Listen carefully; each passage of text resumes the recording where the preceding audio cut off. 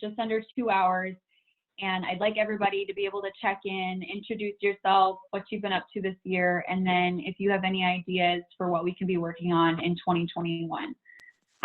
So I am going to limit everybody to about 5 minutes because we do want others to be able to offer questions if they have them, which I would please ask that you chat them or put them in the chat box if you can, or at least say that you have a question, and I'll call on you after each person has had the chance to finish their report, and we'll go from there. So first off, I'll just give you a little bit more information about myself since I haven't been able to actually meet a lot of you.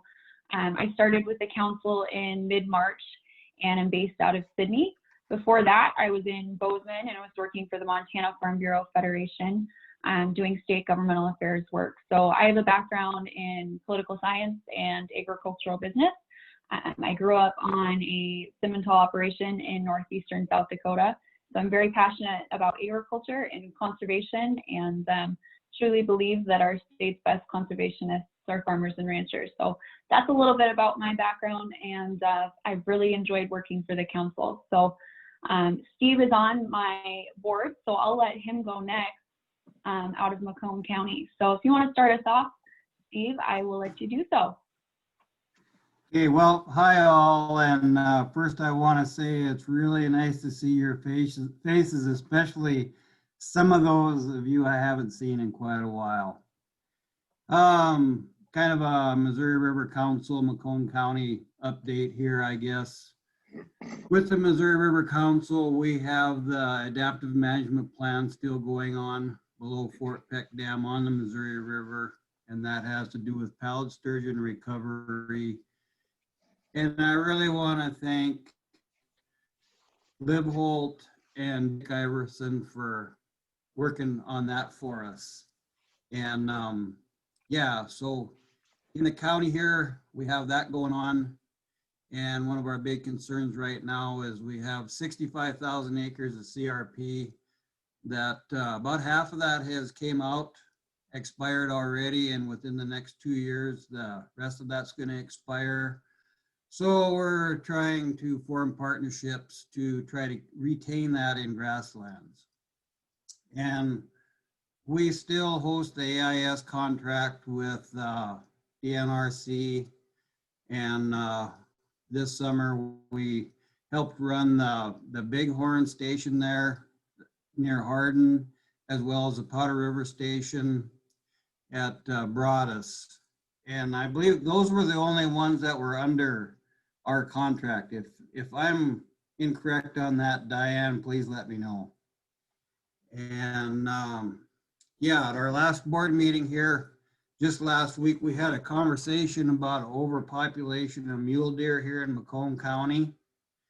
And they asked me to contact Region 6 in Glasgow about that. And just had that conversation with Scott there.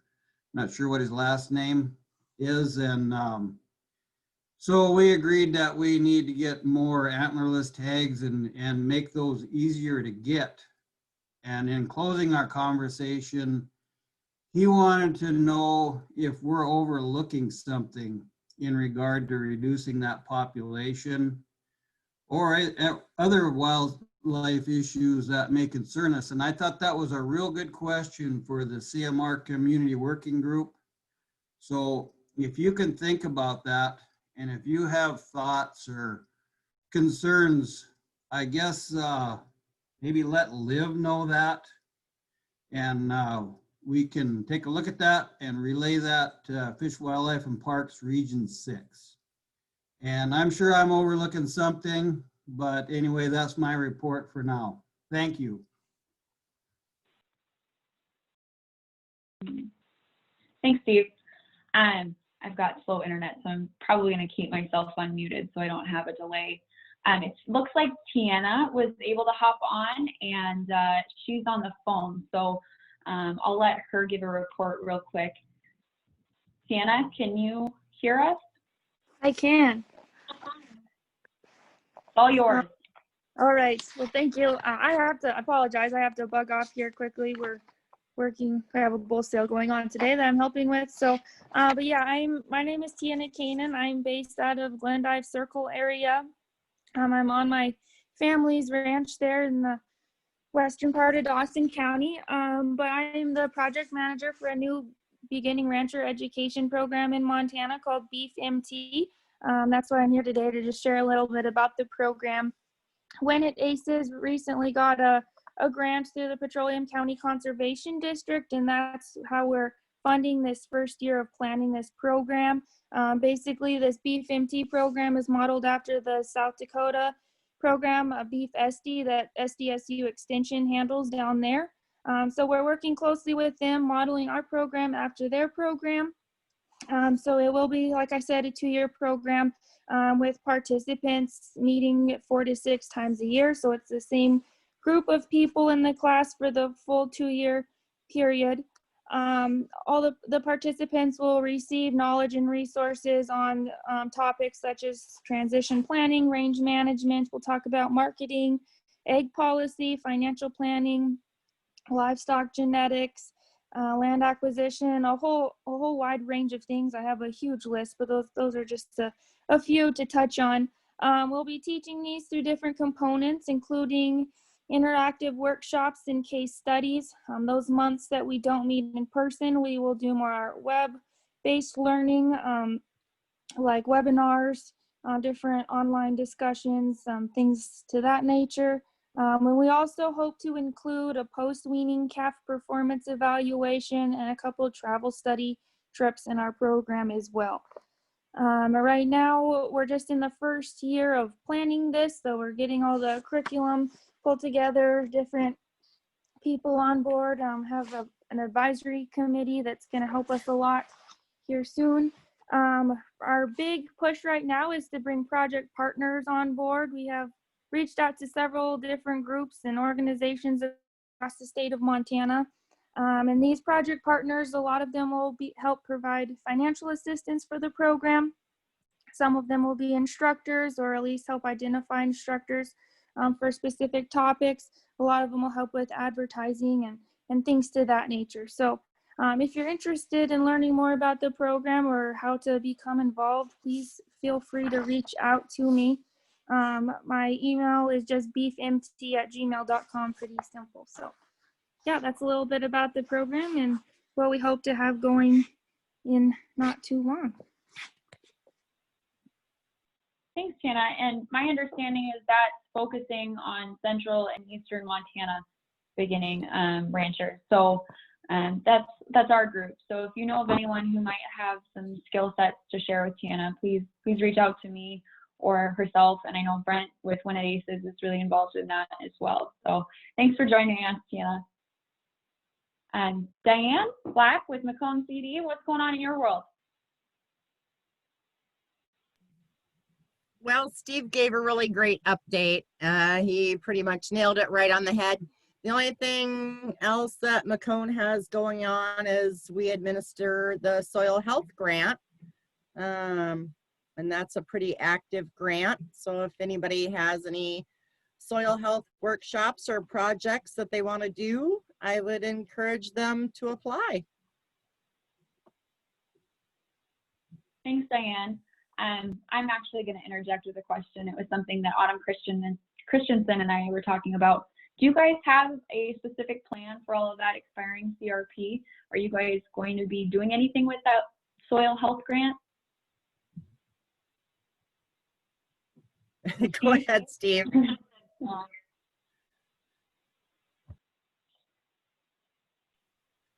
Well, we've been in touch with Northern Great Plains. I can't remember all that acronym. And anyway, we've got a meeting scheduled with them, and we've got a committee within our board and Sue with NRCS there. We're going to brainstorm this on the 16th here next week. We're very close to getting a tip written on that. And yeah, on that, I'm not really sure if I have anything else to update right now. In regard to our soil health grants that we administer, we would like to have all your proposals in by the 16th so we can request our funding and get it before Linda Brander and Lori Zeller leave DNRC. So if you would keep that in mind, if you're interested in some kind of a soil health project, please let us know as soon as possible. And I believe that's all I have to share on that right now. Thank you. Thanks, Steve. Did know that you guys had a lot of expiring QRP, so good to hear that you're working on that, which is a good segue into Mr. Tom Watson's report. What's going on with NRCS? Thanks, Liv, and good afternoon. Gosh, just another shameless plug, Steve, for Montana Focused Conservation and Targeted Implementation Plan. It really, I'm super excited to hear that you're already working with Sue and hopefully our locally led process. I just got to tell you that both Kyle and I have had conversations with the Northern Great Plains Joint Venture, some Montana University folks about this very challenge that we have in certain places in the state. And obviously everybody wants to know what I'm going to bring to bear, what money I'm going to bring to the table, and how we're going to save it. And I say that half jokingly, but we certainly want to be part of the process. And the best thing I can throw at you is just the fact that you're already doing those things, working locally, certainly with your field office and your district conservationist. We actually had 2 or 3 fiscal year 21 targeted implementation plans that had some kind of centric tie to CRP. So that's exciting to hear that opportunity, and it fits well within that landscape that we've talked about. So, and just a couple other things.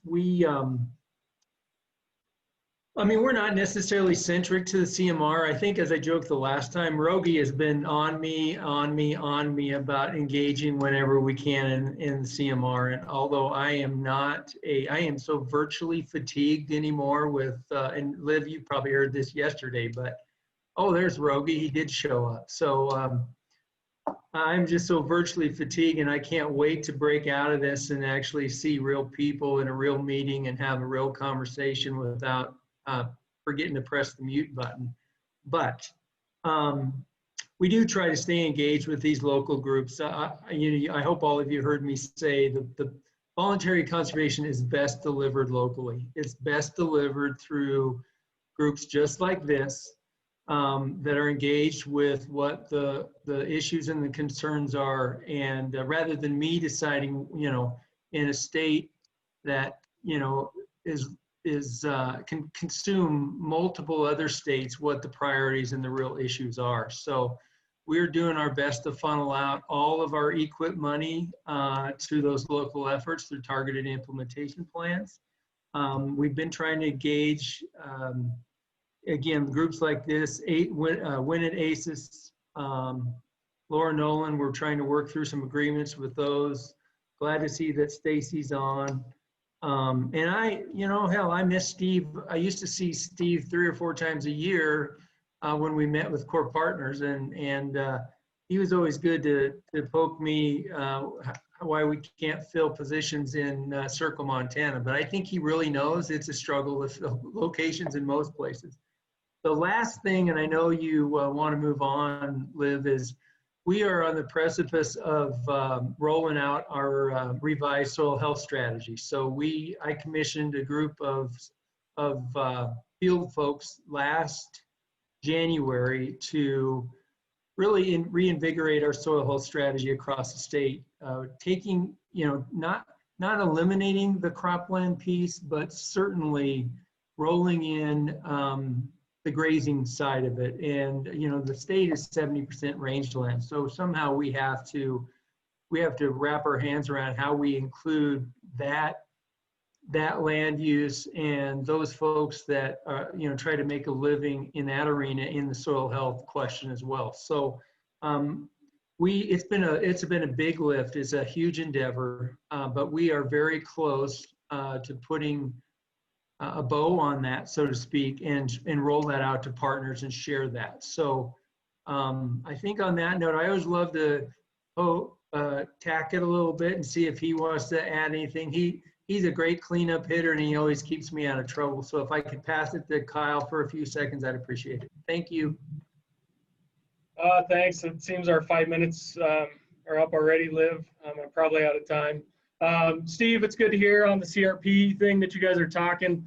I'd love to chat with you a little further on some of the conversations I'm having with the University of Montana on how to put some numbers to the, not only the wildlife, but also the, you know, the forage side of it, what it means for grass production for cattle producers, and really hit that working land angle. So yeah, I'm looking forward to seeing what you guys are doing up there, and let's stay in touch there.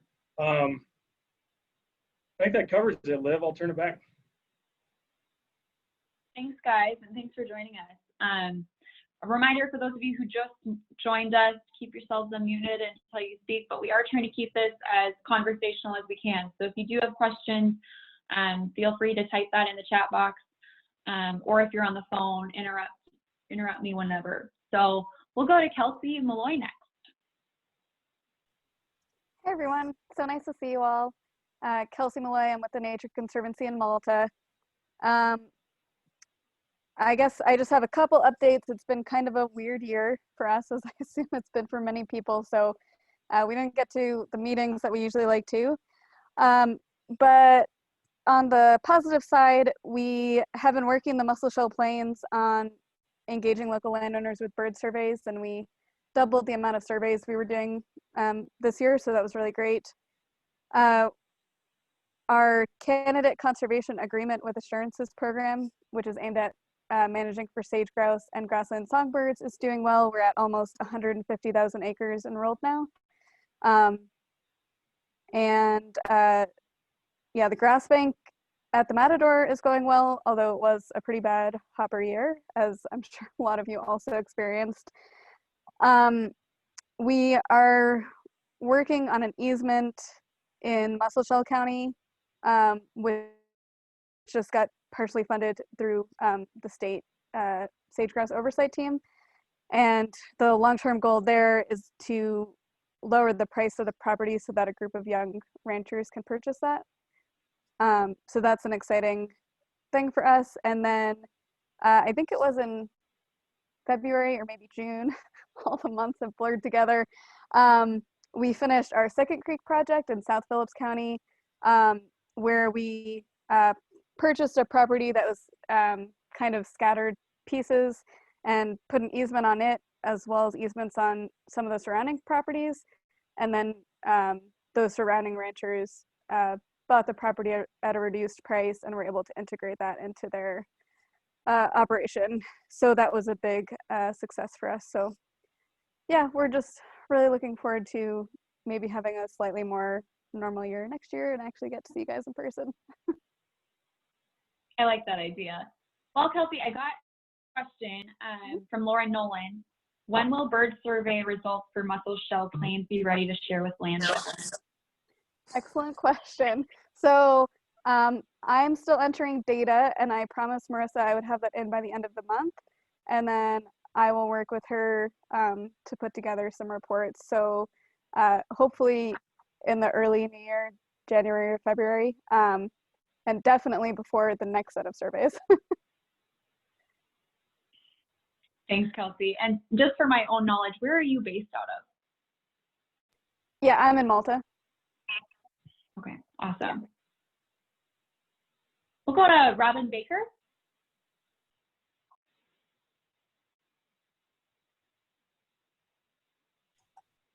Hello. My laptop here will sometimes go on to mute and I won't know it. So if you can't hear me, I'll be talking away. Just wave your hand at me and I'll see that. So I'm Robin Baker. I'm with Senator Steve Daines' office. I'm in the Great Falls office. And just we try and get into these meetings as much as we can. The CMR group covers probably, I would say, at least 3 of our field reps So you might see 3 different people at various groups. Tori Colhurst is out of our Billings office, and so she might be attending some. And Fritz Reddig is in eastern Montana. She ranches there, but she would be attending some as well. But and I have petroleum in Fergus County in my portfolio, so I'm on that ridge as well. So I'm just here. I just wanted, I've probably been attending these groups for the last three years, I think. The other announcement I wanted to make too is Allison Vergerond was our field rep for the Highline counties, but she was also our ag liaison, and she is no longer with us. She actually, it's very exciting, she is now the executive vice president of Montana Grain Growers. And so that's a big loss for us, but great for the state, I think, for that. But so at this point, I am covering her counties. And so anything that comes up with either county issues and or ag can come to me. I've been very much involved in any grizzly bear issues farther down, and hopefully we won't see bears reaching out farther east than they already are. But just happy to be part of the group and hearing what everybody has to say. Well, thanks for joining us, Robin. I worked pretty closely with Allison when I was at Farm Bureau, and she was certainly an asset to your guys' team. She, I'm sure, will be missed, but I'm glad that you're taking over that role for her right now. Brent, what's going on with Win It Aces? What do you want us to work on next year for CMR Community Working Group?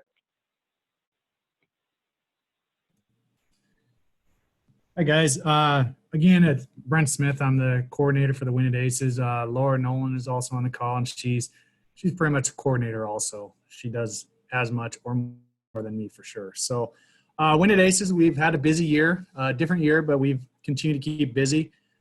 With our group, it's we have conservation, we have revitalization of our small communities in this area, trying to keep things going. So we have a beef and soup program that is very active, and kids locally are eating our beef that we're growing locally here. So that's a great thing, and we have a backlog in the sense of beef product for our kids. We've continued with our egg education, both for our producers and for the public. It's kind of, fallen off in a sense with this year, which is to be expected. People like to meet face to face, of course. So we're trying to work with the RSA to work towards some more virtual aspects of that, and also sharing of potential positions to help us have an education coordinator between the two organizations that can reach out a lot further. Our wildlife working group, we worked with the Fish, Wildlife, and Parks quite a bit to get some management changes done when it comes to their hunting up here in Hunt District 410 to help work on the elk population we have up here. They made some changes to their quotas and their tag distribution, and we'll see hopefully if it had some effect. It's only it's only been in effect for 1 year or one season. So it might take a little while to even notice if it's had an impact, but it's a start, definitely. So, and that was something that was from the ground up, and that's important. We've been having work. Laura Nolan has been very busy with our Historical Preservation Committee, which is now our Community Enhancement Committee. They've completed a feasibility study on the rehabilitation and repurposing of our county courthouse here, pretty much turning the second floor into office spaces and living quarters in a sense of small apartments. So something to look forward to, and they're continuing to work hard on that. In 2019, we did have our grass bank test run with 6 young producers bringing in either yearlings or pairs, and it was a success. We learned a lot from that, and us and the RSA are still working towards getting a grass bank. We're still trying to figure out how to find, that $1,000,000+ to purchase a property or that right owner to work with. So we've actually just put out and received applications, and we'll be going to our board tonight with our recommendations for our RFQs, our request for qualifications for some contractors to do work for as the grass bank, and also another one was for the community enhancement. So we're excited with our applicants that we had, and we look forward to hopefully being able to fund them with different funds to get some more good work done on the ground. Conservation wise, I'm funded under a NIFWIF Northern Great Plains grant. And with that grant, we've been busy getting a lot of on the ground work done. We've hit right around 19,000 acres of grazing land or pasture or native ground under improved management, and those are under the 10-year habitat retention with Partners for Fish Wildlife agreements. With that, we've put in 9 miles of wildlife friendly fence, which will improve the grazing rotations on this ground. We put in 15 plus miles of pipeline, 12 tanks, and we're also looking at our phase 3 right now of that project, where we're going to be getting an additional 4 miles of pipeline put in and 7 more tanks to help these producers out. So, that the fund and around 150,000 from our grants and our funders, and the match that we're showing so far is $270,000 from our producers. So it's showing a lot of good work is being done out here. We're excited to see the results. It's going to be tough to see this year, of course, because we got pretty much chewed out by all the grasshoppers in the area. So, and we've also improved, done our modifications on 13.5 miles of fence for sage grouse, and also 13.5 miles for antelope movement or migration. So the only other thing right now is we did receive the ConocoPhillips through NIFWIF Spirit of Conservation grant. And with that, we're going to be able to help fund with our partners Pheasants Forever position here out of Winnett for a rangeland biologist. I can't remember the exact terminology that was finally selected for it, but it'll be a position down here to help us get more conservation done on the ground, be more interactive with our community and our producers. So that funds will also help me with my funds, and then also some conifer encroachment issues and also invasive species. So with that, that's kind of where we've been. I know I'm missing stuff, and if you give Laura Nolan a chance, she'll, I'm sure, hit on the work that we're doing with the NRCS to work towards some agreements with those guys. And but yeah, I guess for what work is being done, this is only my second call with you guys, but I think just these calls in the sense of knowing what everyone else is doing, it's great to hear, what people are doing, and we might hear something that is like, oh, that kind of fits into where we're looking. So I would say that is just continue with these calls and continue to collaborate. Thanks. Thanks, Brent. I appreciate it. Sounds like Winnett Aces has not let COVID stop them from doing good things. So that's great to hear. With that, I'll just jump ahead to Laura Nolan, if you want to fill in the blanks for him. Thanks. Hi, everybody. I'm Laura Nolan. I'm the coordinator for the Musselshell Watershed Coalition. So I'll give that update. Brent did a really great job with ACES. He's very organized and has everything down. The only thing I was going to add is we were able to bring Nicole Masters for a soil health workshop this year. And then we're working with RSA and plan to ask Steve and Diane for some of their soil health money to bring her back and do a tour around Fort Peck Lake in 2021. So Liv, that's something we'll keep you, make sure that you know those dates and those locations and help advertise those. So that's for ACES. For the coalition, so we're focused on the Musselshell River and the watershed there. And we kind of, the main function that we serve is a communication forum for all of the different partners along the river. So I feel like we've kind of struggled this year since we haven't been able to meet in person, and that's kind of our our purpose. But we've still moved forward with some projects. We had 2 core members, one of them working on a salinity study. We also monitored salinity levels in the river every year. So that member was in charge of that, and then also did monitoring of stock ponds in Petroleum County for salinity levels. And that information is on our website. That was really interesting in that it's pretty hard to draw conclusions about what's causing the salinity issues in stock pond reservoirs. And then our other member was doing weed mapping in mostly Petroleum County and Wheatland County, just trying to help kind of draw the picture of the issue that we're dealing with for weeds on the river. We have been involved in gauging stations and funding for gauging stations and viewing those as critical infrastructure and encouraging the state especially to also view them as critical infrastructure. And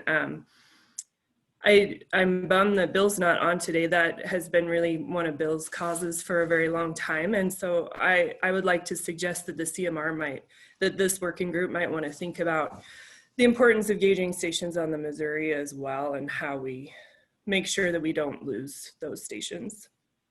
We have on the Muscle Shell, we work with cities, counties, water user associations, and conservation districts. There's 18 of them that all pay into the stations on the Muscle Shell.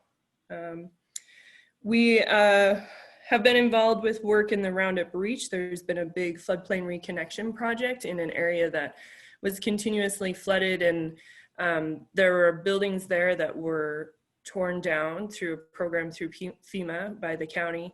And that now has been reclaimed, and the Muscle Shell County is looking at turning that into some kind of county park for local recreation, but it's also right next to the highway. So hopefully we'll get some visitors as well. And then we are just starting our own strategic planning, which we got grant funding for. So we have a timeline we have to stick to. It's really hard to do strategic planning through virtual calls, especially with water managers who it turns out don't do virtual calls. So we're trying to work around that. And then we are updating our Muscle Shell Watershed plan, which was something we completed in 2015. And so this is a 2-year project. And that's an opportunity for any individual or organization along the river to submit projects. So anything from like a bank restoration to weeds to maybe a new bridge or kind of larger planning projects as well. And that's just starting now, and we'll get projects submitted, and then we'll review those and rank those based on benefits, and then have a new watershed plan, and that will be kind of a work plan for our organization and our partners for the next 5 years or so. We've been really involved with CMIST, as have all the conservation districts on the call. And so I think we're getting ready for the legislature and how AIS funding might go, as well as we watch a lot of the water rights bills and bills that affect irrigation. So that's my update for the coalition. Thanks, Laura. I might just bounce ahead to the other Laura on the call, Laura Nelson with RSA, when it had mentioned the work that you guys are doing with grass banks. So I thought I'd just jump ahead. How's it going, Laura? Good, good. How are you? It's good to be here. And so my name is Laura Nelson. I'm the project leader for the Ranchers Stewardship Alliance. This is my first time on this call, so thanks for including us. And it's great to hear from everybody. RSA has had a pretty big year. We went from 0 employees at the beginning of the year to now, as of January 18th, we'll have 4 of us on the team, 3 part-time in the office and out of the office, and then 1 will start full-time as our conservation committee coordinator in mid-January. So we're really excited to be growing that team and to be able to have a little bit more capacity to get some of this work done. So that's been a really fun thing in 2020 for us. As we look at the places where we have had the biggest wins, it's probably in our conservation committee. Again, we're bringing on a full-time coordinator for that committee in the first of the year, and that conservation committee is a collaborative effort amongst, as Martin often calls it, the hub of conservation in our area. So it's the collaboration of almost every state or government, state or federal government entity that we have in the area, the NGOs, conservation organizations, and we all come together to do the best we can to help the working lands and the wildlife in our area thrive. So that's been a really exciting, it's been a really exciting year. We're in our 3rd year of NIFWIF grant funding there, and through there, since our first grant in 2017, we've worked with 38 ranch families to impact more than 50,000 acres, and that's for restoration or grazing land enhancement. So we were all excited when Angel, our new administrator, or admin, financial administrator, crunched those numbers, and all of our board members said, "Wow, we really have a bigger footprint than we thought." That's really exciting. So, and that's mostly due to the really hard work of all the folks on our conservation committee. Those NIFWIF grant funding, we've been able to, with the help of our partners and landowner matches and contributions there, we've leveraged that NIFWIF investment by more than 5-to-1 ratio for a total project cost exceeding $3.3 million to date in our local communities. So we're just so excited to see that money going into working lands and preserving the 3 things in our mission statement: ranching, conservation, and communities. So those have been really fun things. Looking ahead into 2021, we're working on putting together our rural resilience seminar series. So starting in January, on the 3rd Thursday of each month, we're going to have a webinar series, and it's going to feature everyone from Tris Munsick with the Plank Stewardship Initiative on ranch financing to Dallas Mount with ranch management consultants to Nicole Masters and a few other folks. So we're really excited about that series. So we'll share that information with you, Liv, if you don't mind sharing it. And the other piece that we're really excited about, because we got a bunch of kind of book nerds in our group, is that we're starting a Ranch Stewards Book Club in January. And so our first book is going to be For the Love of Soil by Nicole Masters. And we're going to have monthly meetings and then culminate that with a webinar with Nicole and then kick off our next book. So we're going to provide the first 20 books for anybody who wants to sign up for the book club and join us once a month to talk about soil health. So we're really excited about finding ways to create a feeling of community around conservation in our working lands, even when we sometimes can't be together in our community. So we're really excited about those things. As Brent and Laura mentioned, some of our big long-term goals are still working towards the idea of having a rancher-owned, rancher-led grass bank for beginning ranchers. That's something that's been on our board members' wish list and dream list since we started in 2003. And with the help and collaboration with our friends at ACES, I think we're on the path to find the way there. So that's kind of our big goal. And then also to just create a culture of mentorship. Our leaders in RSA want so badly for there to be good opportunities for the future of young land stewards and ranch stewards. And so they're really committed to creating programs and ideas and education and outreach and relationships that keeps people doing good things and caring for the land and the wildlife and the ranching communities that we love so much. So I think those are our big ones, and our annual meeting is coming up January 12th. So we'd love to have you join us either via Zoom or in person there in Malta. And so that'll be a little bit more of a celebration and kick off the year. So January 12th at 5 o'clock in Malta. And if you're interested and not on our normal distribution list, you can get a hold of Liv and she can forward you on to me, or you can look us up at ranchstewards.org. So thanks. Thanks, Laura. I would love to share that series information with everyone as well. So I will connect with you afterwards. I'm also going to give a shameless plug for Laura. She wrote a book a year ago focusing on Farm Bureau history and essentially all of ag history in Montana. And if you guys are joining the book club, you should probably check out her book as well, because she did a phenomenal job. So thanks for joining us, Laura. Thanks, Liv. It's good to see you. I'll bounce ahead to Danny with APR. What are you guys up to? Hey, Liv. Hey, everybody. It's good to see you. I miss doing these CMR working group meetings. Virtual second best in person, but it's better than nothing. So it's good to see y'all. Hope you all had a good, productive 2020. Damien's on the call as well, so I'll let him handle some of the more kind of general APR updates. But I am the Wildlife Restoration Manager for American Prairie Reserve, which means two things. Primarily, I kind of collaborate with our research partners. We don't do research in-house at APR. We partner with people like multiple universities, Smithsonian, one of our big collaborators. And I also manage our Wild Sky ranching program. So I'll talk about that in a second. We had the scientists that are out there working on the Prairie Reserve and surrounding area were able to have a successful field season despite COVID restrictions. They all redid their protocols so they could do everything social distance, which was nice, but they managed to get the work done, whether it was bird surveys, mammal surveys, lots of work with bison, all kinds of stuff. So that went really well. And then another exciting thing they were able to accomplish is one of our primary collaborators with Smithsonian, Dr. Hila Shamoon, led a Swift Fox reintroduction project.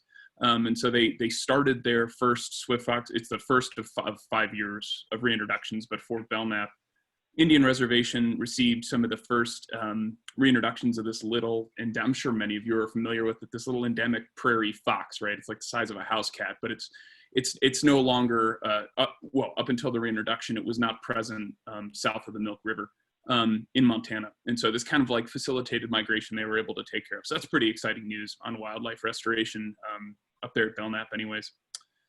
The Wild Sky thing that I mentioned. So the Wild Sky program is American Prairie Reserve's program to support wildlife friendly ranching, off the reserve basically. And so in 2020, we had 8 collaborating ranchers in that program that covered about 40,000 acres between them, spread out all throughout central Montana. And what Wild Sky does basically is pay for wildlife friendly practices. And that could be something as simple as, me and the gal that works for me, Katie Beatty, maybe some of you all have seen her around. We set up camera traps on these collaborating ranches, and we'll actually just pay for pictures of wildlife. It's kind of a wildlife rent program, if you want to think about it that way. Everything from $25 for a picture of a coyote all the way up to $300 for a picture of something like a swift fox or black bear, something like that. We have other projects where we do cost share projects for installing or modifying fences to be wildlife friendly, you name it, whether it's range health, natural hydrology, et cetera, carnivore compatibility, herbivore compatibility. We've got a whole menu of options basically. They're all electives, but we support wildlife friendly ranching in that way.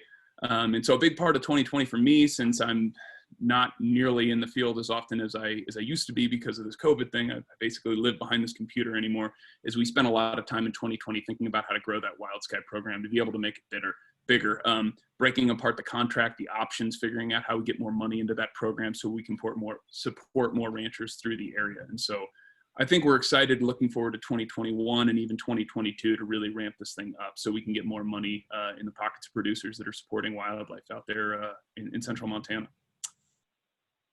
I think that's everything for me. I'm happy to answer questions later if that's something that we have time for. But like I said, just happy to be doing this again. Good to see y'all. Hope you had a productive 2020 despite the setbacks that we all had to deal with.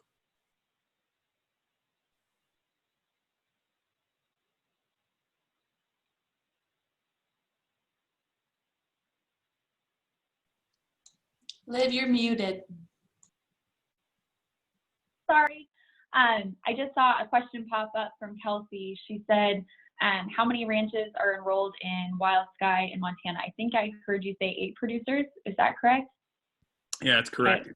8 ranchers currently, and we're hoping to grow that to 10 or 14 in 2021, but currently it's about 40,000 acres between the 8 ranchers. And then are you just accepting applications on a rolling basis? Absolutely. The program's largely spread through word of mouth at this point. If anybody has any questions or wants to talk about it offline, I think, Liv, you have my contact information. I can share it in the chat as well, but I'm happy to speak with anybody that has questions about it or has maybe interest in participating. Awesome, thanks. So I'll bounce ahead to Damien. If there was anything you wanted to add for the APR, I'll let you do so now. Yeah, sure, thanks. Good to see everybody. It's been a crazy year. Danny stole most of my thunder, all my notes that I had of things I wanted to share. But just some highlights, I guess, throughout the year. It's definitely been one for the books. But we started our renovation project of the Power Mercantile building in downtown Lewistown, and that's going full steam ahead. With our estimated completion date sometime summer of 2021. And so then that'll be open. It's going to have exhibit space, a small theater, some conference rooms, some office space, kids play area, a whole bunch of different things in there. So pretty excited about that project coming to fruition. So over the course of the year, unexpectedly, we got a slow start, as I think a lot of people did. But then all of our huts and our campgrounds were actually booked out completely throughout most of the year, and we actually saw our highest visitor numbers that we've ever had in our facilities throughout this year, with every single available date for those huts being booked throughout the whole summer and into the fall until they close down this winter. It's kind of interesting. We acquired the Blue Ridge property last year, and this year we opened it up for some limited hunting. We had 16 elk hunting opportunities, 8 rifle, 8 archery that we opened up into that parcel. And for people who haven't heard of it or aren't familiar, it's up in the Larb Hills in South Phillips County and has been basically locked up for 40 to 60 years with no public access into this area. And so we allowed those opportunities in there, and we saw a huge swell of interest. We had over 500 applicants. Oops. We had over 500 applicants for those 16 spots. We also opened up 2 walk-in hunting access points, crossing deeded property to get to BLM ground, some of which hasn't been accessible for probably more like 80 years, which were also really, really popular spots for elk hunters to come in and park and get into those public lands. So I believe this is our 4th year of our public bison harvest. And this year we had 25 harvests that were available and saw over 4,000 applicants for those 25 spots. So the interest in that program keeps growing, as well as the program itself. Next year we'll be offering more bison harvest, more than the 25 this year, just slowly scaling up. And one other thing was hunting related. We upped the amount of land that we had enrolled in the block management program, either in Region 4 or Region 6 with Fish, Wildlife, and Parks. And so now we're up over 60,000 deeded acres enrolled in that block management program for the public to access the private acres for hunting.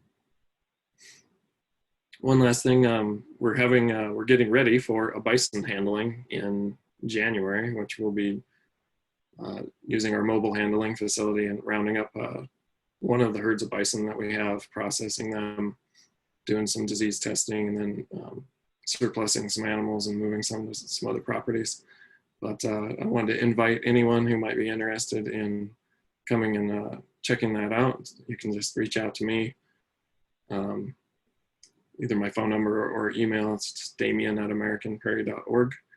And we'd love to host anybody who's interested in coming and checking out that operation and seeing what we do. So. Thanks, Damien. Not seeing any questions, so I'll just bounce over to Julia at MSU. If you want to share what you've been working on, what you've got coming up next, and how COVID might be affecting any or all of that. Hi, everyone. It's been a crazy year, and I'm sorry I've not been able to be as engaged in the group as I would have liked to, but I as a public educator with kids at home, I just have been operating in full triage. The good news is that I have lots of great students that have kept some good projects going, and we have a number of publications coming out that build on work we've done with this group and in the region, including a literature review that some of you might be interested that's focused specifically on kind of how the science on rangeland management, wildlife diversity, climate change comes together to think about what a conservation agenda might look like for the Central Montana region. So that's ready and in press. I'm happy to share that with anyone. Liv's got a copy as well. We've got some papers coming out of our research looking at how high net worth ranch owners approach ranch and wildlife management. And then I've also been really active in another project looking at rural water infrastructure over in the Judith. And that has a lot of parallels to things that I've witnessed in your region as well. So we've just been writing and teaching and on Zoom 24 hours a day down here in Bozeman. In 2021, you know, we'd love to bring the Grassland Resilience Working Group back up for one of these really cool field trips that we've done over the past few years. And we'll be looking for partners in that. And I guess I won't tell you about all the ways COVID affects our work, but one thing I haven't heard mentioned that I'd be curious what the group is thinking about is just the Montana Fish, Wildlife and Parks elk planning process next year, and wondering, you know, how this group might engage with that. So thanks. If I haven't met you before, I'm excited to meet you in person one day. I'm a longtime follower and friend of the group, and happy to share any of those publications I mentioned.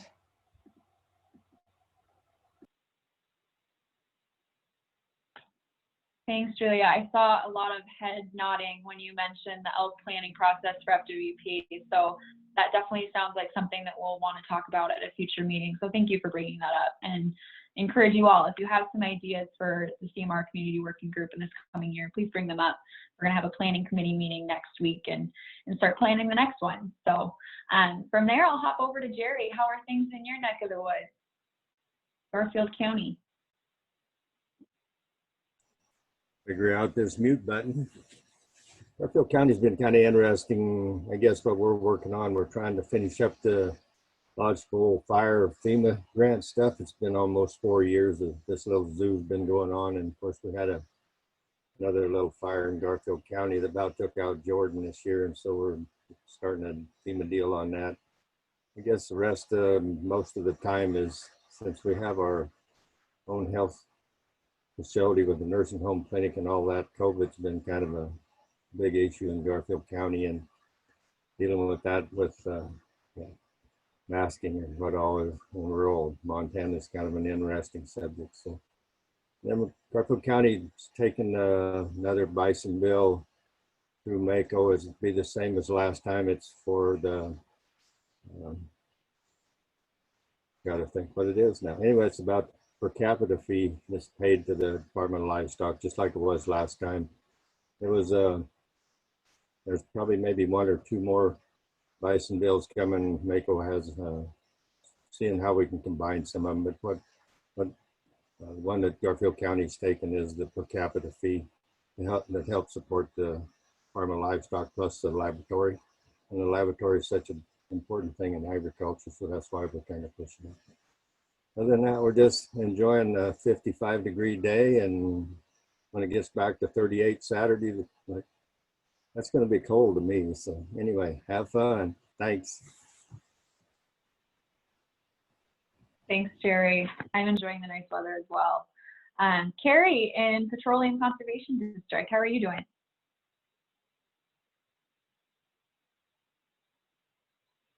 I can't hear you if you're speaking quite yet. Sorry, mouse timed out, so I had to turn it on. We're doing pretty good. We're just here as a conservation district. We're finishing up. It was supposed to be a 5-year long-range plan. It's going to be a 4-year long-range plan. COVID made us work on the planning part of it for a year instead of just a few months, but I think in the end, that will make it a better document. We've already heard from several of our partners, being Planet ACES and the Beef MT program, as well as we work with the Missouri River Council and the coalition, and those projects are all going forward pretty good. Our next meeting before the new year will be in December on the 21st, so getting geared up for that. And then hopefully, I think one of our goals here is going to try and get a couple of board members to be on these calls as well as myself. So that's the new hope for the new year. So Liv, hold me to that.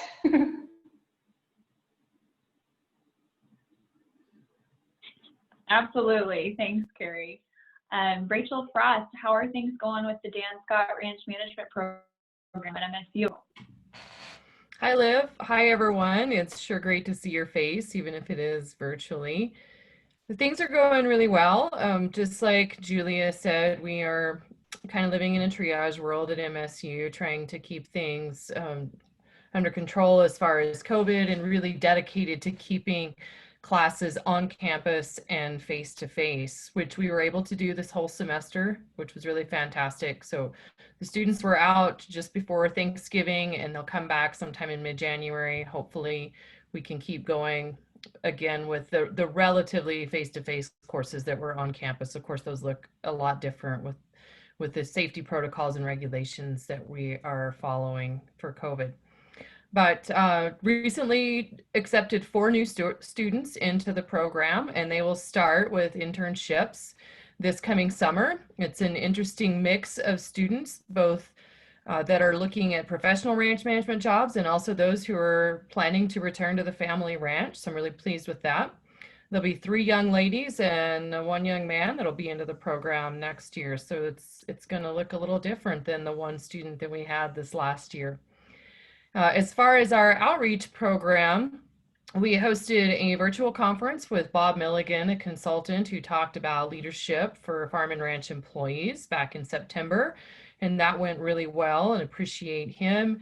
We've also been working with the Win It ACEs and others on that Beef Montana project, and we're part of trying to bring MSU and the expertise that we have through both the professors and, of course, the extension network of specialists and other folks into that Beef Montana program. So excited to see how that can play out in the future, as well as looking at ways that the Downscott Ranch Management Program can work with Beef Montana and other partners, and also develop our own programs to try to be able to offer an array of what we're calling basically focused educational opportunities that could result in certificates in things like wildlife livestock interactions and management, beef production, grazing, and natural resource specialization as well.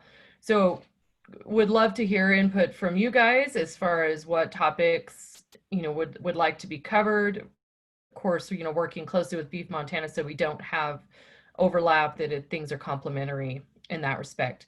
And then always looking for additional ranches who would be interested in hosting interns for the program.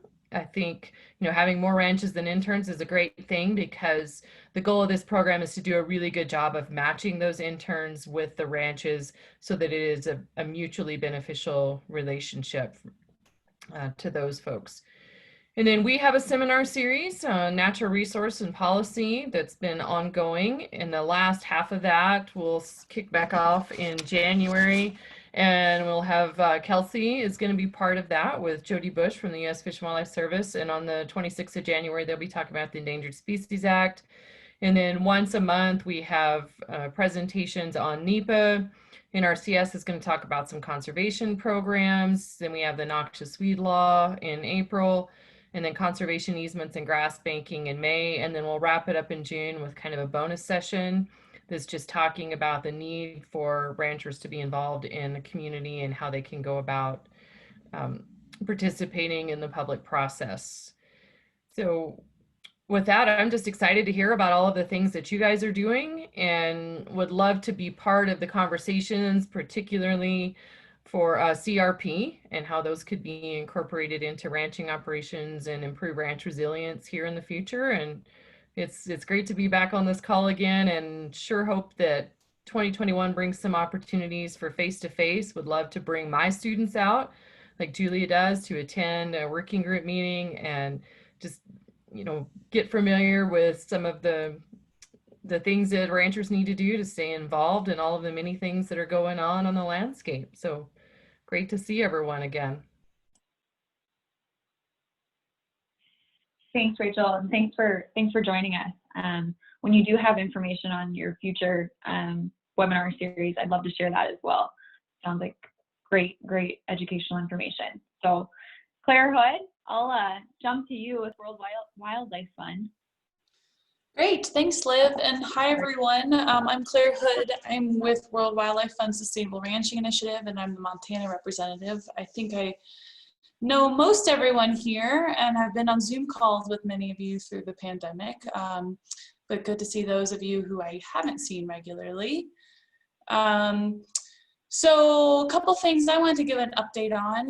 So programmatically, We this year had a tough year too, because we generally are traveling a lot across the Northern Great Plains. But we were able to spend some time developing new projects. We secured funding in late 2019 to restore approximately 8,000 acres of marginal cropland back to grass in Montana. And we've been working with some partners, including Rancher Stewardship Alliance, to get those projects done on the ground. But we are still looking for additional acres. So if you all know of producers who are interested in reseeding marginal cropland back to grass, please let me know. It'd be great to talk more about that. And we have the potential for more funding coming through in 2021 to do additional reseeding in the state. As I'm sure most of you guys know, the biggest threat to the Northern Great Plains is conversion. So that's something that we're really trying to reverse the trend of. On that note too, we published the plow print again in 2020, and overall we saw an increase in perennial cover across the Northern Great Plains of about 440,000 acres. And perennial cover, for those of you guys who aren't as familiar with the report as I am, can include any cropland that's been restored. It can also include things like alfalfa and other hay. So not necessarily native grass, but better than, in our opinion, for wildlife than cropland. But we also saw about 550,000 acres in the Northern Great Plains converted. And that was for the year 2018. We actually are behind, or we skipped 2019 for the plow print because we updated our methodology. So you can now access an online plow print map if you go to www.plowprint.org. You can play with all the layers and see it yourself, so that's really great. And we also saw a trend in Montana actually of a pretty high rate of conversion in a lot of the counties in central Montana compared to elsewhere in the Northern Great Plains. That could be a result of crop prices increasing, but we definitely saw, compared to other counties across the Northern Great Plains, the highest rates of conversion in central Montana in 2018. So if anyone is interested in learning more about that, I'd be happy to share more information on that. Another project that we began developing in 2020 was our Ranch Systems and Viability Planning Network. And that's an effort to work across 1 million acres by 2025, where we're working with producers to try to increase grazing management planning and adaptive management using monitoring, technical assistance in the form of partner positions, and education and cost share support. So trying to follow the model of some of the great partners we have in the ground, like Rancher Stewardship Alliance and ACES, and bring more dollars to local communities to increase grazing management, planning and sustainable management of grasslands in the Northern Great Plains. And so if you're interested in learning more about that, I'd be happy to tell you about that as well. The other thing I want to share is just this week, our new program manager for the Sustainable Ranching Initiative officially started. Her name's Alexis Bonagovsky, and she was previously the head of the Quivira Coalition's apprenticeship program. She is actually just going to be with WWF part-time for the time being and still working with Quivira part-time until her replacement is on board. But we're really excited to bring her experience to WWF, and she'll continue to work from her ranch right outside of Billings, but travel throughout Montana. And on that same sort of note, I'm sad to say that I'm going to be leaving WWF in January, leaving full-time work. I've decided to try to go to veterinary school. So I'll be leaving WWF full-time on January 8th, but continuing part-time for a few months. And Alexis will be filling in on a lot of the partner groups that I work with in Montana until my replacement is hired. So I think that's it for us. Good to see you guys. And as far as what the CMR could do in 2021, Liv, I'm just hoping we can meet in person. I mean, I guess it won't be me, but I hope the group can meet in person. And you know, as far as things that the group could work on, another thing that I meant to mention was the Central Grasslands Roadmap. I don't know how many folks were participating in that larger effort, but I think it could be an interesting idea for the CMR working group to try to bring more local voices to regional efforts like that. So I think that certainly warrants some conversation. Thanks. Thanks, Claire. I have got a note down because I don't know anything about the Central Grasslands Roadmap, so I'm excited to learn more. And good luck in your future endeavors. We will certainly miss you in this group. Thanks, Liv. Yeah. Mike Lucas, what's going on in Winnet?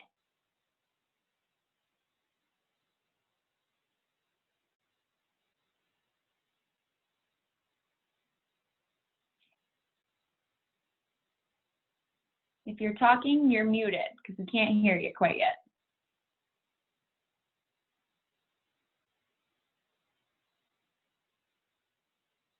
Or he stepped away from his computer. So Can you hear me now? I can. Hello. I'm sorry about that. No worries. Just like Tom and Kyle said, we're fully invested in MFC, Montana Focused Conservation. Petroleum County is looking to move forward here on tin can fuels reduction tip. We're looking at addressing about 1,800 acres and the cooperation with BLM, who will be addressing about 2,700 acres. They're north of the Tin Can Road to do some massification project to basically address fuel loads. In Fergus County, we have the Little Snowies Forest Stand Improvement Tip. And then we also have a low-tech riparian restoration tip over kind of by Black Butte and Bear Creek area. We're going to be working on doing some low-tech structures like post-assisted log structures and things like that. Other than that, Reba and I have been contributing technical assistance with the ACES Conservation Committee. I don't know if it's quite ready to be talked about, but I know that Hunter Van Donzel, he submitted a RCPP that is involving big game habitat improvement project. That's going to be in Blaine, Phillips Valley, Petroleum, and Fergus County, I believe. We're looking at some practices like obstruction removal, fence projects, grass seedings, cover crop.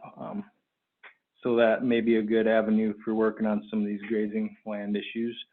As well as we still have the Sage Grouse Initiative. We're currently planning a handful of grazing land improvements, kind of working there as well. So just encourage you guys, if you have any ideas about potential tips, just come to us and talk about it and we'll try to get something going. That's about it at this time. Thanks, Mike. I will jump to Reba too with NRCS and if she wants to add anything. I think Mike pretty well covered everything. Nothing more to add. Awesome. Thanks for joining us, Reba. I'll bounce ahead to Stacy Berta. Hello, hello. It's nice to see some of those faces, though I would rather see them in person, which seems to be the theme for today. But this is also my third of fourth Zoom calls today, so I'm getting a little loopy more than usual. DNRC's Rangeland Resource Program has been highly impacted by COVID since the state put on pretty tight travel restrictions, and most of the things that we work within involve people and events and gatherings. So with that, I've tried to take advantage of the time and step up the newsletter a little bit, help facilitate the information sharing of all the good things that everybody out there is doing between MRCDC, MSU, RSA, Winnet ACES. There's a whole host of groups that I try to promote what you do. So with that, moving forward into 2021, I am working under the premise that I'm going to be able to do things in person. So things are going to look big in 2021 is my hopes. So some of the events that we will do in 2021 will have some fairly large name speakers. With that, if you're a conservation district or another group that is interested in doing some workshops next year, let me know, please. I have some partner agreement funding with our partner NRCS that I can help facilitate some of those workshops and tours as well. Look for the first ever strategic plan coming from the Rangeland Resource Committee and the program, as well as the first ever biennial report. So those are some of the things that I've spent some time on the last 6 months, as well as some administrative rules, which is really painful to even say out loud. But the range improvement loan program that we administer never had administrative rules written for it. So those are coming out Friday, actually. I'm working on Rachel with some things for next year too. So I don't know if Rachel didn't mention it. Am I okay to mention it? Yeah, we're hoping to do a grazing school next year right here in Bozeman. So we're going to give it a trial run next year and see how it goes. Working with a bunch of different partners on that, just in the initial conversations. I think with that, I'll keep it short since it's at the tail end of it. Thank you. I can't wait to see everybody in person. Thanks, Stacy. I have big plans to be traveling in 2021 as well, but definitely appreciate the newsletter that you put out regularly as well. Autumn Christensen, you're up next. Hi, everyone. My name is Autumn Christensen, and I'm with the Healthy Watershed Consortium grant. So this is my first meeting for the CMR Community Working Group, so I really just wanted to hop on today and learn more about you guys and who's involved and your updates. And I must say a lot of these updates are really great, so glad to listen in on them. A little bit more, I guess, about what I do with the grant is I'm just here to help build capacity for protection initiatives throughout the Missouri River watershed. So I'm housed out of the local NRCS office in Great Falls and work a lot with LIV and the MRCDC. A little bit more things specifically is I work a lot with the Ranching for Rivers program, help with riparian management workshops, riverbank campaigns, help generate and plan targeted implementation plans or tips. I've been working a lot on the technical assistance side of the CRP and CREP programs, and I'm also going to be supervising a Big Sky Watershed Corps member for the Central and Eastern Montana invasive species team. So that's a quick little intro and what I do. Just excited to be on here and listen in, and hopefully I can join in on some more meetings and work with any of you. So thank you. Thanks, Autumn. I'm glad to have you. Dean, you're up next. How are things going in your neck of the woods? What do you want to see us work on next year? There, can you hear me? Oh, I don't know. I don't have a plan for next year yet, but I like everyone else, I hope that we can meet in person. Like most, I'm getting zoomed out. But our district had a successful year considering the COVID. We had success in operating our AIS stations at Flowing Well and Weibo. We did catch a few infected boats. We do have another year completed on our data collection on our pilot project, our grassland monitoring. Other than that, we really haven't done a lot. We still carry our monthly meetings in person, which we all enjoy that, but it's been a really trying time for everybody. And we just hope that we don't have grasshoppers and we get more rain next year and a better cattle market. Sounds like 3 good things to be praying for. Thanks, Steve. Thank you. Paula Gallo, you're next.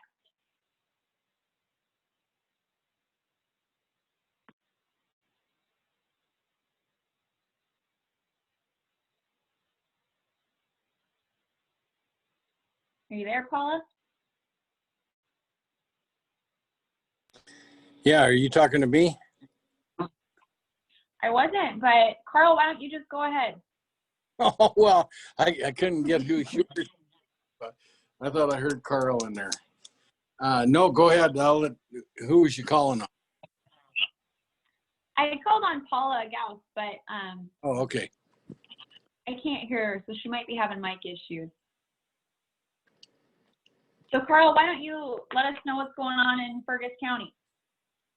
Well, sorry, I was a little late. I had trouble getting on, but just like Jerry, enjoying the warm weather. We're able to get quite a bit of work done with the road department. We've hired a new weed coordinator here, so you know, the salt cedar stuff, the people involved in that might have to bring her up to speed on where we were at with that program. And kind of like Jerry, we're just gearing up for the legislative session just to, I guess, hold ground, you might say.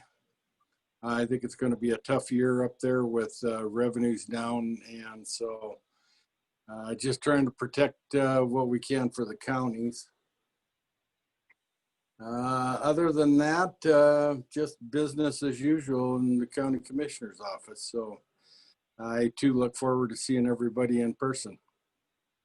Thank you. Thanks, Carl. How about Paul? What's going on with the CMR? I probably should have started off with you. I apologize for that. No problem. Thanks, Liv. Good to see a lot of you. A lot of new faces in the group. Kind of surprised at the number of new faces. Kind of happy to see that. So I'll introduce myself. I'm Paul Sanavy. I'm the project leader of the Charles M. Russell National Wildlife Refuge Complex. CMR Refuge is a 1.1 million acre refuge. It's part of, it's just one refuge in a 6 refuge complex, and with an additional 5 county wetland management district that I manage. I go all the way from Fort Peck all the way down to Bridger, Montana, right on the Wyoming border. So, but we'll talk just about CMR. Challenging year for the Fish and Wildlife Service and CMR Refuge because of COVID. Just obviously the same issues everybody's dealing with. We only had a couple program casualties this year, and actually ended up having a pretty good field season despite COVID. So well, they're almost equally as important, but the 2 program casuals we had because of COVID was, first of all, we've really been focusing on inward management this year, and we really haven't got to do a lot of the community engagement and partner coordination that we normally do, including with the community working group. So that's really sucked. So I'm glad to be on this call today, and like I said, see a lot of familiar faces that I haven't seen in a long time. Our other program casualty, I don't want to say casualty, we didn't have anybody get sick and die because of COVID on staff, but program casualty was our fuel management reduction program, prescribed burning program. So we were prohibited from doing our prescribed burning program as we normally do in the spring. And so we let a whole spring get away from us without doing any sort of habitat improvements with fire or fuel reductions on projects that we had planned. So that's unfortunate. But what that did allow us was lots of time to plan for fire suppression season and put in lots of a wide-ranging COVID mitigation measures. Those of you that are involved in fire can imagine how challenging it is to manage incident management teams, bringing people from together from all over the state, and then bringing people from all over the country together to fight fires, and the real risk of these are young firefighters most likely that would get sick and get through it and be just fine, but really the consequences of people having to stand down and go into quarantine when there's fires to fight. So it was a pretty big deal. We spent a lot of time in the spring coming up with these mitigation measures and plans and strategies for managing kind of teams of teams, if you will, almost fire units at the family level. And I gotta say, we across all of the federal agencies, and then I'll include the state of Montana agencies, we did a really good job, and we're able to meet the moment for the most part, and had very few people actually get sick and have to sit out while they were needed on a fire line. So we got lucky in Montana. You know, Jerry mentioned Jordan almost got wiped out. So that was a bad deal, of course. But overall, it was a fairly quiet fire year in Montana, and certainly for CMR Refuge, it was one of our most quiet fire years we've ever had. So we were real thankful of that. And we ended up just making our firefighters available to fight other jurisdictional land fire issues. And certainly towards the end there, we were sending a lot of people out to California and Oregon to work on incident management teams and deal with the unprecedented level of fires that were occurring out there, and Colorado too. So like I said, we had actually a pretty good field season. We were able to find, Jerry mentioned still struggling through funding issues related to the lodgepole fire in 2017. Well, this year we were just finally able to finish 21 miles of fence reconstruction that burned up in 2017. So we're happy to get that done. And we actually started another big fence boundary project also in Garfield County, but on the east side up by Haxby Point. It's going to be about a 14-mile rebuild, and we started with phase 1 this year on the first about 6 miles of it. So and made pretty good progress before the weather shut us out. Road maintenance.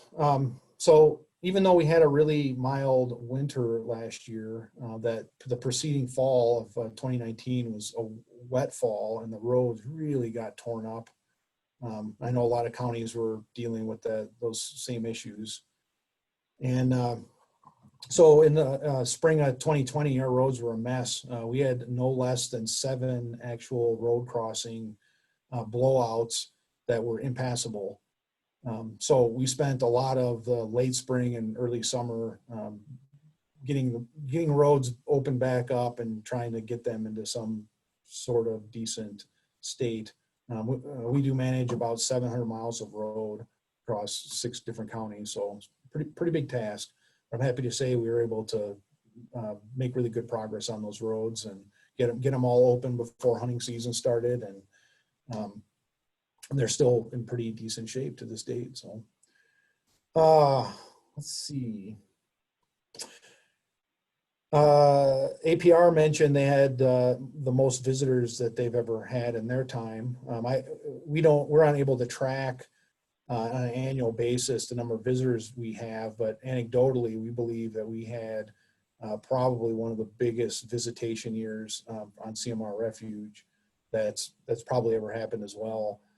We had anecdotal reports during the 4th of July holiday that there was upwards of 10 times as many people as we normally see, with all Corps of Engineer rec areas, all the camping filled up and people driving around looking for places to camp, and opportunities to park their camper and get out and recreate. So hunting season was certainly the same way. A lot of people are out there hunting this year. So we think that's related to COVID restrictions and people's interest in getting out, recreating, doing stuff outside in a safe manner where they're not gathering with their normal social networks inside venues. So that created quite a bit of work. Had several search and rescues to deal with, but so far this year, I think this is the first year in quite a few years that we haven't had a fatality on the refuge, where it's somebody recreating, getting themselves in trouble, and unfortunately dying. So I think that's a good one this year. Habitat work, we continue doing work on salt cedar control on the Missouri River bottoms on the west side of the river. And this year was our second year of a Japanese brome inventory and sustainability modeling effort. We started in 2019. we couldn't do the satellite imagery work in 2019 that we wanted to because of the big sweet clover bloom that occurred in 2019. That pretty much washed out anything else that the satellites were able to pick up. I've talked to those of you that come to CMR community working group meetings regularly, probably recall me talking about the big Japanese brome a prevalence increase across CMR refuge since the winter of 2017, 2018. So right on the heels of that bad 2017 drought. And those of you that don't know, Japanese brome is invasive annual grass that germinates in the fall. It's very similar to cheatgrass. In fact, it looks just like cheatgrass. Ecologically, it's similar to cheatgrass, but it's a little bit different and not quite as bad. But after that 2017 drought, we've seen a huge increase in prevalence. So we're trying to get our heads wrapped around exactly what the size of the infestation is. Most of the infestation being in sagebrush habitat, sage steppe, grassland, and trying to understand where on the refuge where it might not be yet, where there's ecological suitability for that plant to move in and take over. This fall, we were actually going to do some treatment plots, treatment of cheatgrass and Japanese brome is challenging in native prairie environments. So there's lots of different methods that are successful in some places, not successful in others. So we were going to do some plots this year. It's a real late fall treatment right after germination, and the storms that we got in October messed us up, and we had to basically punt those treatments to 2021. So we didn't get that done. I think that's it. Like I said, it's been a challenging year, but we continued getting a lot of stuff done in the field. The livestock grazing management program was pulled off without a hitch, so it looked just like it did in any other year. No issues there, and we were able to welcome lots of visitors and keep working on habitat and do a lot of good planning for fire. In 2021, we have we're working through processes depending on what happens with vaccines and our policies for mitigating COVID. We're trying to work through some processes to allow us to get out and do some prescribed burns. So we have a handful of those on and around CMR, and then a whole swath of them for Montana wide on national wildlife refuges. So we'll be working on that, and just like everybody else, looking forward to getting out of our current posture and being able to go and meet in person with folks and groups and get back to community engagement, community support, and partner coordination. So thank you. Thanks, Paul. Are there any questions for Paul? All right. I have someone's heading just says iPhone, and now I'm having a hard time finding them. So maybe they did hop off. But anyone that I have not called on yet, it's your chance.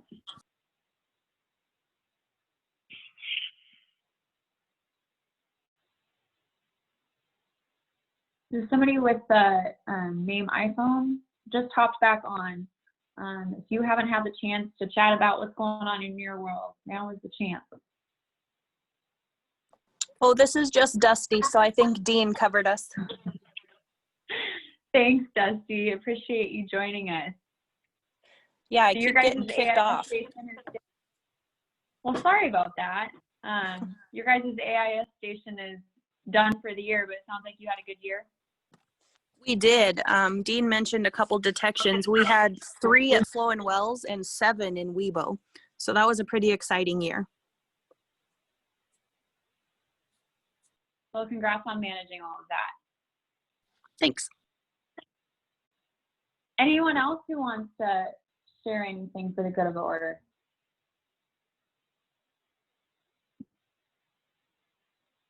This is Paul again. I I wanted to mention, and I forgot when I was talking about Japanese brome. So another invasive annual grass that's going to be probably a big deal in Montana is ventonata. So most people have probably heard of ventonata and Medusa head. And I just recently became aware of some really coarse modeling that has been done for suitability across Montana. And my information is kind of specific for CMR, but obviously the surrounding habitats around the upland, the higher elevation areas in CMR are very similar soils, similar precipitation patterns. There's looks like there's a very high suitability for ventonata in central Montana.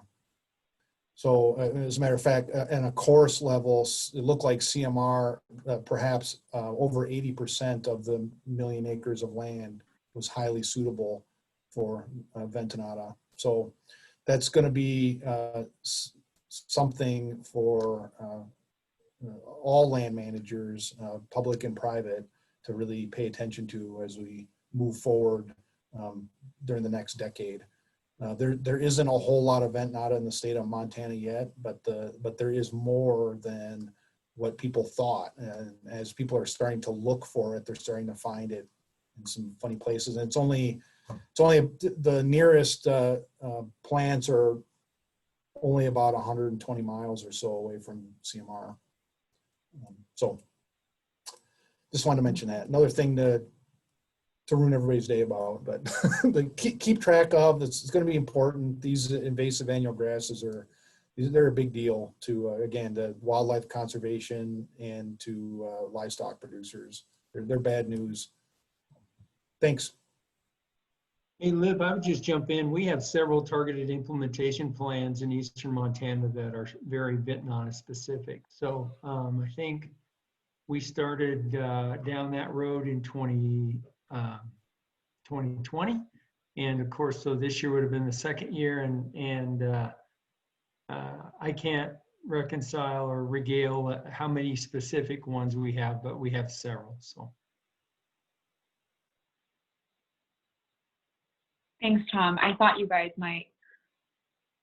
All right. Well, I appreciate you guys all taking the time to check in. That was the goal for this meeting, was see how everyone's doing, what's going on in your world. And we will plan to meet in February. The CMR Community Working Group Planning Committee is going to meet next week, hopefully, and discuss what we're going to go over on that meeting. So if you have any great ideas once we hop off that you would like to see tackled, likely in a virtual format again in February. So something that can be discussed in this format would be beneficial. We are all ears, so feel free to shoot me an email if you come up with any ideas. But after that February meeting, I think we're just really anxious to get together in person again, and hopefully we can do that. So unless there are any other thoughts. I have a question, Liv. This is Jerry. I went to get on that planning thing and it started throwing questions at me, and we're picking a date. So you pick a date and I'll try to make it, but I finally got tired of answering all the questions and just give up. Sounds good, Jerry. I'll just let you know where and when you need to meet. There you go. Thank you. Liv, I had a quick comment too. Heard several different people talk about funding and grant requests. If you're so inclined, please feel free to contact me if you want Senator Daines to write a letter of support for projects. We'd be more than happy to consider any project that you're working on. So that's it. Thanks, Robin. Question for you while I think of it. Are you guys looking for applicants for Allison's position? Yes, we are. And it doesn't have to be, well, she shared a dual, again, a dual capacity as a field rep for the Highline, but then also the ag liaison. But the ag liaison does not have to necessarily be out of the Great Falls office. The Highline one does. It just makes the most sense to do that. But yes, please feel free to, you can direct those to me, and then I will get those to our state director, Liz Delwo down in Bozeman. And we'll move on, yeah.